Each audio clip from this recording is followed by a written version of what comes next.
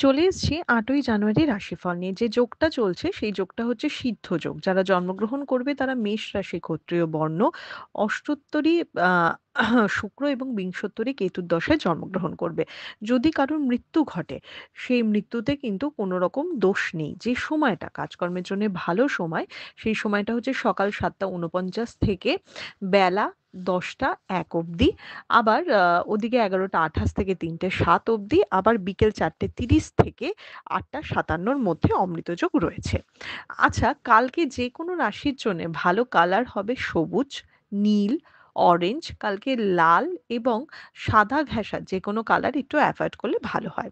আপনি যদি মেষ রাশি, মেষ লগ্নের মানুষ হন, শরীর স্বাস্থ্য ভীষণভাবে সাবধান, কোনো জিনিস ভুলে যেতে পারেন। আয়ের জায়গা স্টেবল, মেন্টাল স্ট্রেস কিন্তু বাড়তে চলেছে।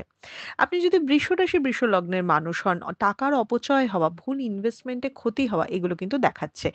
আয় ব্যয়ের সামঞ্জস্যটা রাখা খুব প্রয়োজন। জীবনে নতুন কোনো সম্পর্ক আসা বা প্রেমে অনেক দিনের চলতে থাকা প্রবলেমের নিষ্পত্তি হবে। আপনি যদি মিথুন রাশি, মিথুন লগ্নের মানুষ হন, হঠাৎ করে ফটকাবাজিতে প্রাপ্তির যোগ হবে। মিথুন রাশি কিন্তু অকারণ খরচা থেকে মুক্তি পাবে এবং কালকে নতুন আইডিয়া নিয়ে শুরু করার দিন। কালকে নিজের আইডিয়াগুলিকে লোকের সামনে প্রেজেন্ট করার দিন। কালকে কিন্তু লাক আপনাকে ফেভার করছে।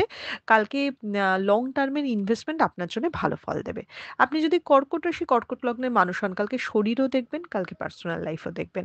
কালকে পারিবারিক সমস্যা, মা-বাবার মধ্যে প্রবলেম বা বাবা-মার রিলেটেড প্রবলেম আপনাকে খুব ব্যতিব্যস্ত করবে। বন্ধুদের সাথেও আপস অ্যান্ড ডাউনস যাবে। কর্মক্ষেত্র গড়পত্তা, তবে হ্যাঁ, কলিগদের সাথেও কিন্তু কথাবার্তার জায়গা ঠিক রাখতে হবে। কালকে যত প্রবলেম কথাতে, কাজে কোনো সমস্যা নেই। তাই কথা মানে উচিত কথা উচিত জায়গায় বলবেন, কিন্তু একটু ভালোভাবে প্রেজেন্ট করে।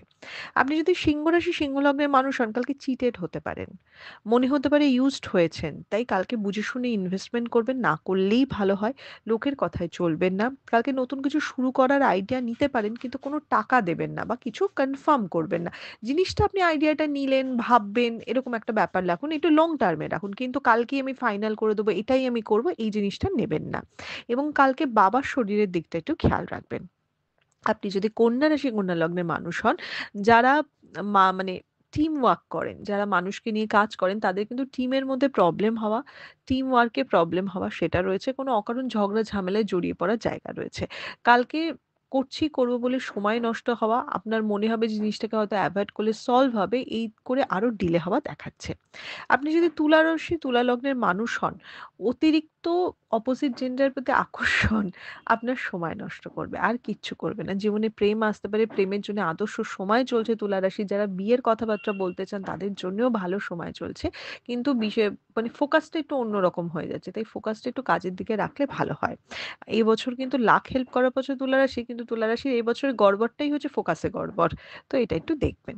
এরপর চলে আসি বৃশ্চিক রাশি, বৃশ্চিক লগ্নের মানুষের কোমর পিঠের ব্যথা বেদনা হওয়া, শরীরে স্ট্যামিনা কম হওয়া, এগুলো তো দেখাচ্ছে। কর্মের জায়গা মোটামুটি ঠিকঠাক দেখাচ্ছে। অনেক দিনের কোনো আটকে থাকা কাজ হয়ে যেতে পারে। কোনো সমস্যার সমাধান কিন্তু আপনি করে উঠতে পারেন। কালকে একটুখানি মানে স্মার্ট ওয়ার্ক করবেন। অতিরিক্ত পরিশ্রম আর সবকিছু নিজের ঘাড়ে নেবো, আমিই দায়িত্ব নেবো, এগুলো থেকে এভয়েড করবেন। এরপর চলে আসি ধনুরাশি, ধনু লগ্নের মানুষ। যারা ঘুরে, ঘুরে কাজ করছেন, যারা ভ্রমণের মাধ্যমে কাজ হয় বা যারা সেলস এর লাইনে রয়েছেন, তাদের জন্য দিনটা একদম পারফেক্ট দিন। তবে এই যারা বিজনেসম্যান তাদের একটু ডাউন দিন হতে চলেছে, কাজে ডিলে হওয়া দেখাচ্ছে বা ডিল হতে, হতে হলো না, এরকম জিনিসটা দেখাচ্ছে। আপনি যদি হাউসওয়াইফ হন বা বাড়িতে মানে বাড়িতেই থাকেন বা বাড়ি ম্যানেজ করেন, তো সেক্ষেত্রে আপনার হাত থেকে কোনো জিনিস ভেঙে যাওয়া বা অপচয় হওয়ার সম্ভাবনা কিন্তু রয়েছে। এটা কিন্তু হাউস হাসব্যান্ডের ক্ষেত্রেও প্রযোজ্য। এরপর চলে আসি মকর রাশি, মকর লগ্নের মানুষের কাছে।